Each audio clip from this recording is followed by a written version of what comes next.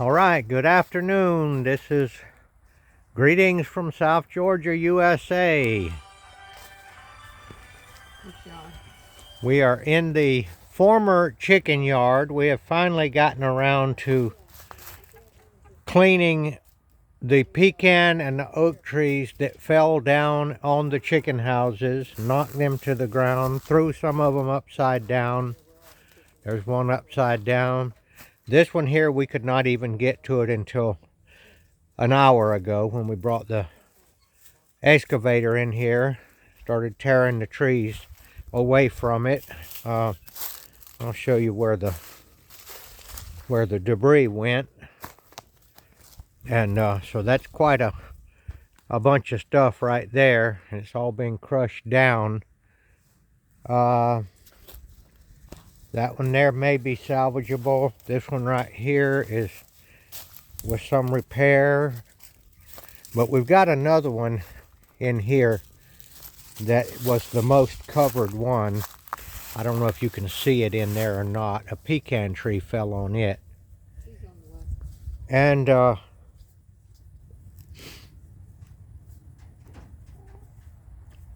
we just realized when we finally got up to where we could get close to it, there it is there, that there was some chickens in there. 3 of them, a rooster and 2 hens. So we assumed that they have a way in and out of there, but when we got to looking around close and getting as close as we could find no openings. Yeah, there it is there. There's the opening right there. See the wire? Okay, so I was thinking that there's no way that these chickens could survive in here. The Tiger the bull definitely survived up under that roof for 21 days. There's the hole right there. That's how they're getting in and out. So this is not a miracle. And I didn't think it would be, but I did want to document it just in case it was possible. Jesus can do things like this. But I'm pretty sure I'm looking at the hole right there where the chickens are going in and out of there. They're still living in there. So we're going to cut this stuff away, and we're going to document it anyway, of finally getting our chicken houses uncovered. And I've been unable to garden. The fall season is getting well into swing here, and I've planted collards and mustard and onions 3 times now, and every time I plant them, as soon as they get any size, these chickens, who are all in the yard now, eat them up. So we've got to get our chicken houses repaired, and we're going to cut our chickens production down to no more than 20 hens. That's all we need for our family. And I used to have a bunch of kids coming over here, school groups and church groups and all, and I used to have a lot of birds around here for them to look at. You know, kids love to throw corn to the birds and all. But I'm not doing that now too much, and so we're gonna try to document just how many chickens does a homestead need, considering that it is a 2-edged sword. The chickens can fend for themselves around this yard. I lose a few to predators, but not much. But they can dig in the dirt and scrounge around, and you don't even have to feed them. But on the other hand, if you're trying to grow a garden, you've either got to have your garden completely fenced in where the birds can't get it, or you've got to have them fenced in. And if you grow a pretty good sized garden, there's some of the trees that are down, pretty good sized garden, then you just can't afford to fence it in. And so that's the dilemma we're in. So we've decided that the chickens are going to have to be put under control, like the family homestead was back 100 and 150 years ago. And so they just had a dozen or 2 dozen maybe at the most, and they cared for them very well. They selected the very best hens and roosters, and that's how we got our modern breeds today, and that's why chickens are such an amazing animal. So we're going to cut into these trees, and then we'll show you uncovering this chicken house. All right, we have decided that the chickens were not a miracle like Tiger the bull, that they do have a way in and out of that chicken house, and they just happen to be in there right now because it's hot and it's in the afternoon. But I'm still gonna, I've done everything I can do with the excavator. Now I've got to do hand work from here, and I'm going to be using my new Stihl MS 162 Light, it's called. And I'm going to try to document getting these out and maybe talk about Jesus a little bit whenever I come to a thought that would help.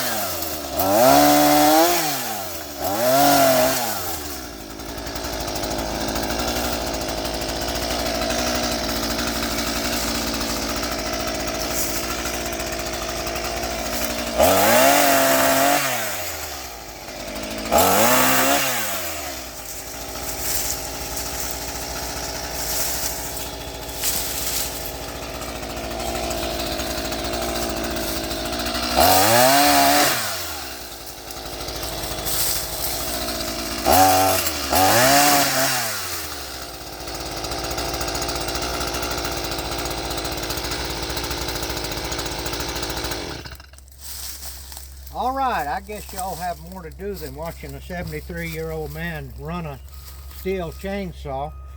However, I do have a story that I want to tell you about old men running chainsaws. So I'm going to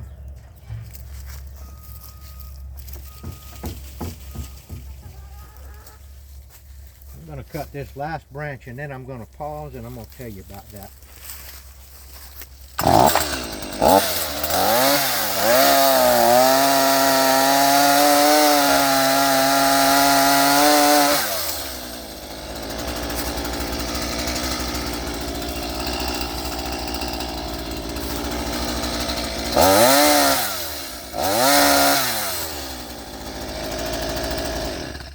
I'm going to stop right there because that limb is falling towards me and I want to get out. Oh, I want to get out of here and essentially get that with the excavator. It's a little bit dangerous, but to talk about the old men and the chainsaws, I have a very good friend that lives near here that is essentially 15 years older than I am.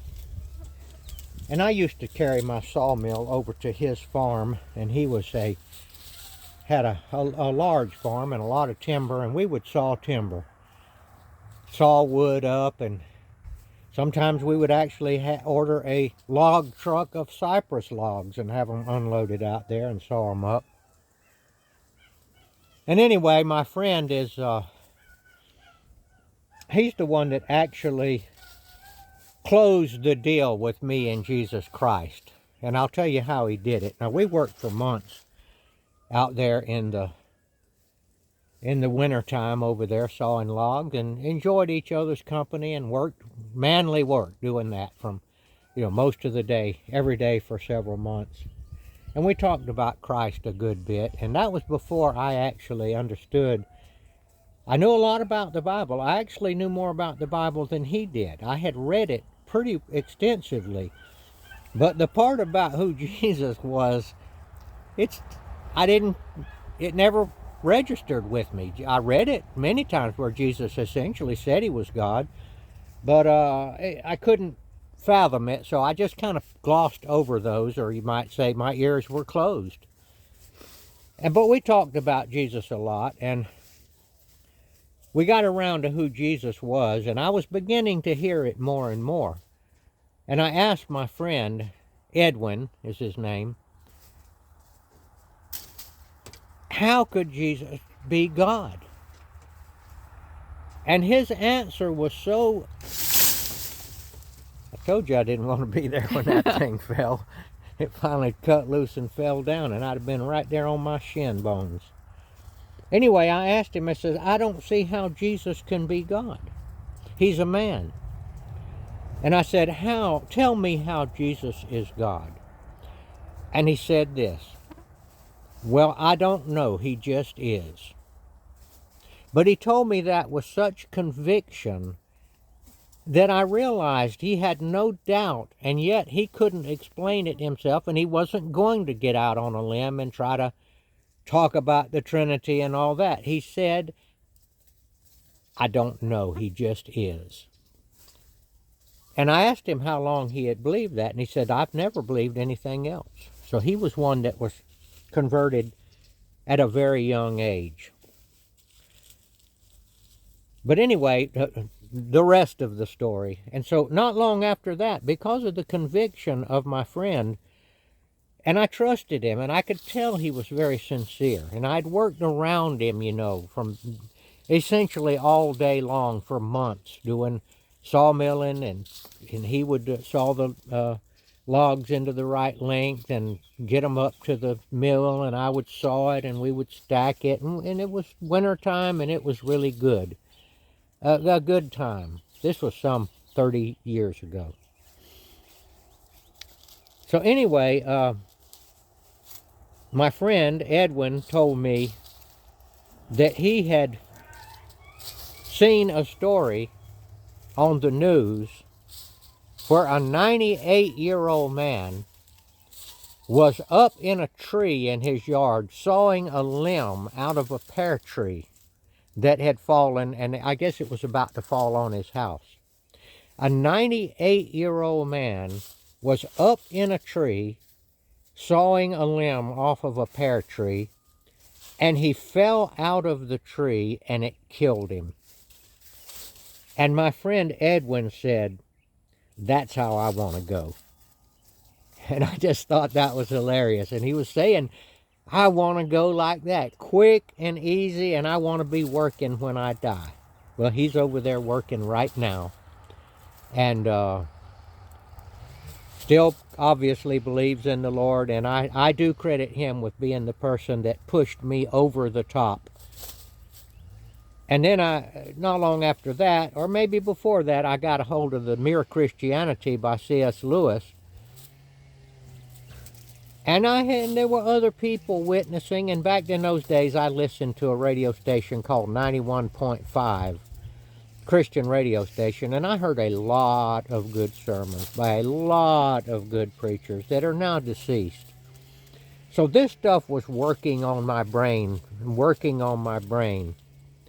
And then whenever I finally heard on that station, they said about Mere Christianity, C.S. Lewis, I went to the Christian bookstore and ordered a copy, and 3 or 4 days later it got there. And I read C.S. Lewis's argument that put me over the top. And the argument was this. Jesus claimed he was God. And he cited the passages where Jesus did claim he was God, which I had never paid any attention to. This is what I said about Jesus at that time. I know he's a great man.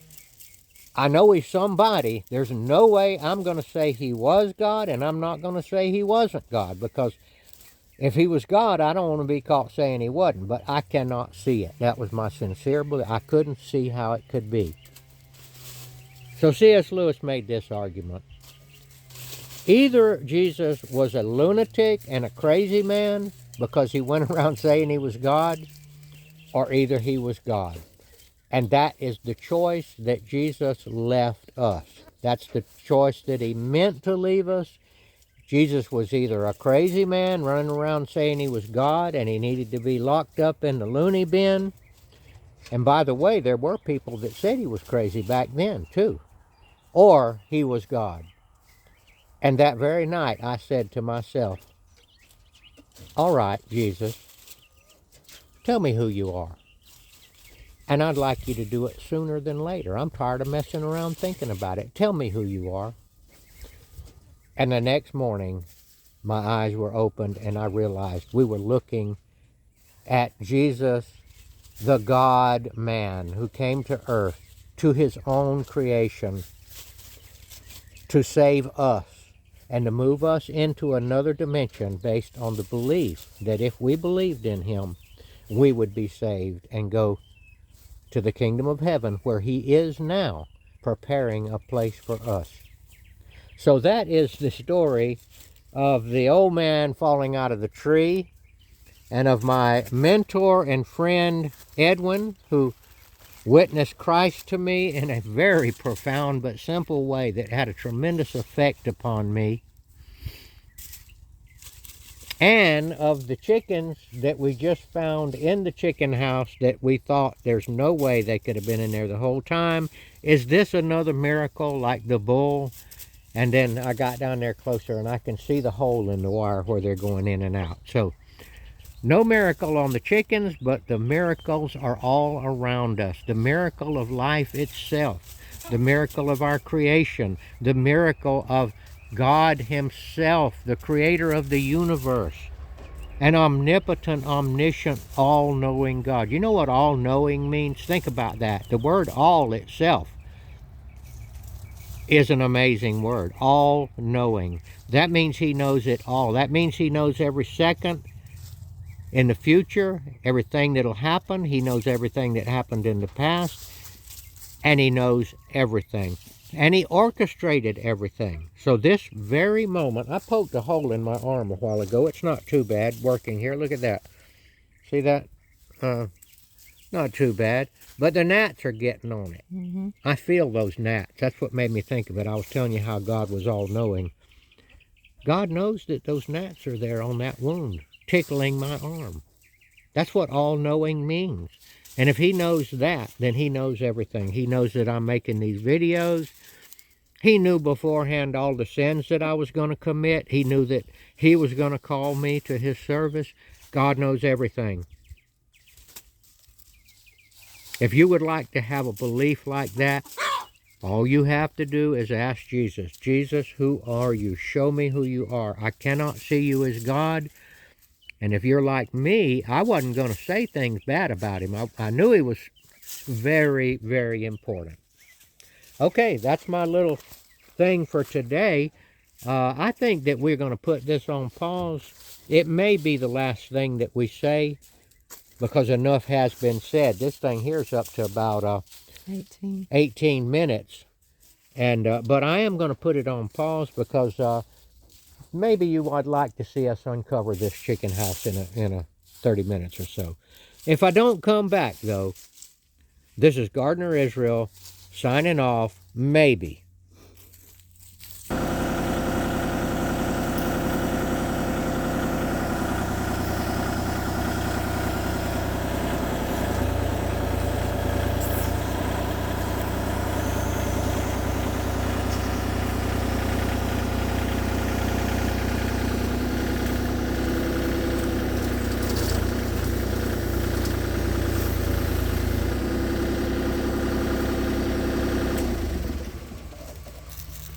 All right, we have continued to use the chainsaw, and now we're using the excavator to continue to get this pecan tree off of this chicken house. And we said before that we saw a hole in the wire that we thought the chickens were getting in and out of. But now that we've uncovered it, we realized there was no hole in the chicken wire. It was a shadow that looked like a hole. So we still don't know where the chickens are getting in and out. or if they've been in there the whole time, but we're going to continue to investigate it. You can see what happened. This is a pecan tree, a very large pecan tree that fell down on this chicken house. And it's taken us literally days to clear this area out so that we could even get to these chicken houses. We couldn't walk to them. We couldn't do anything. And we assumed that the chickens had all escaped, you know, and because they were thrown around so much. But we're going to continue and see. I'm not, after seeing how Tiger the bull survived 21 days, I'm not going to say it's impossible that these chickens have been in there the whole time.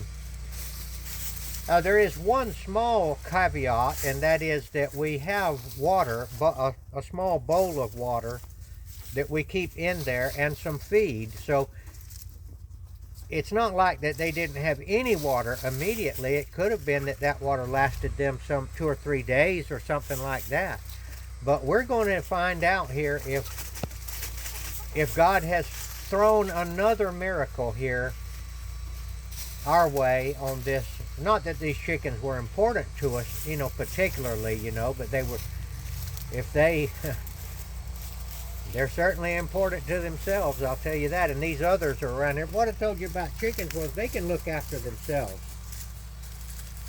Chickens are God's gift to the homesteader, because they can scratch around and they find their food in the dirt. They call them diatoms, very tiny crustacean creatures, and that's what they build their eggshells out of. And they have eyesight that's absolutely incredible. But we're going to get back to you in a little bit here. We may have to stretch this into a couple of different videos. But another video that I want to make soon is chickens are God's gift to the homesteader. There is no finer animal. But like I said, there's pros and cons. You can't let them run around where your garden is. And if they're the right kind of chickens, you can let them run loose in your yard, because some of them can take care of themselves. They have very good eyesight, and they get up in the trees at night. But anyway, back to the uncovering the tree, and we'll get back, getting the tree off the chicken house and finding out, have those chickens been in there for 23 days now since the hurricane, or do they have a way in and out? But we can't figure out, if they have a way in and out, why haven't they gone out while we're working with this thing and cutting with the chainsaw all around it and got the excavator? If they have an escape route, I don't understand why they hadn't skedaddled out of there and gotten into the bushes. Okay, coming back.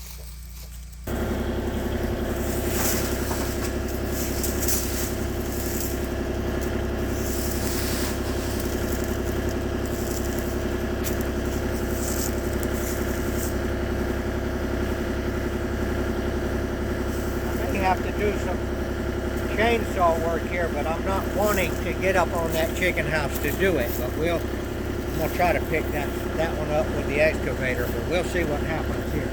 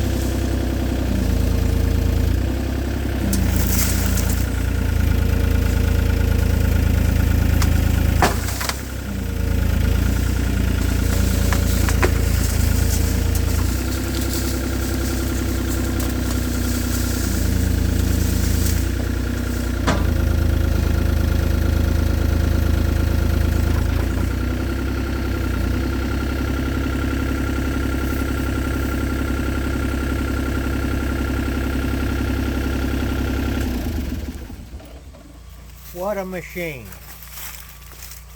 What a machine. This thing here is a tremendous asset to a farm or a wood miser yard or whatever you've got. This is a tremendous machine. That's what it is right there. Look at it. We have got about 500 hours on this machine. One of the best things that I've ever gotten into. I still don't see how the chickens have gotten in and out. We're still working on uncovering it, but we're going to leave it right there because it's going to take a while. I roughed up the chicken house a little bit then, getting that limb off of it. But you saw why that excavator grabbed hold of that limb and tore it off. This is the model that we've got here. And the reason I got this model was because this, you don't have to have regen, and you don't have to use the additive. DEF, I think they call it, because the government exempted a certain horsepower. This is and this is the biggest one you can get without using that mess. Well, there's government interference again, but still, what they did was, it's a smaller motor. They go by horsepower, but they boosted up the hydraulic ability of the machine. So that means it's got very strong hydraulics.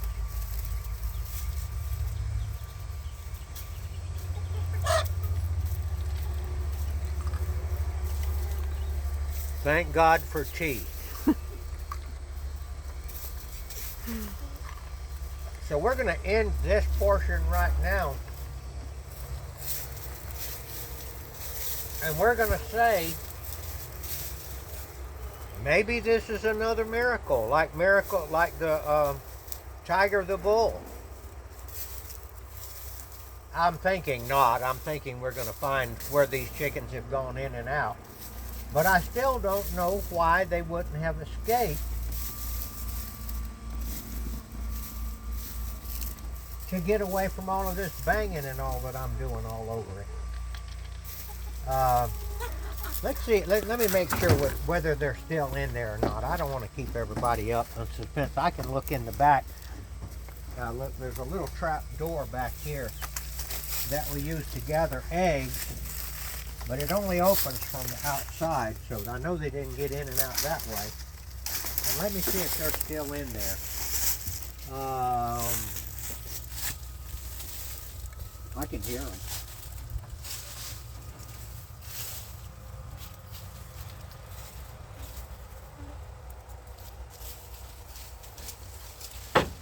Let's see if I can see a way here so they could have gotten in and out.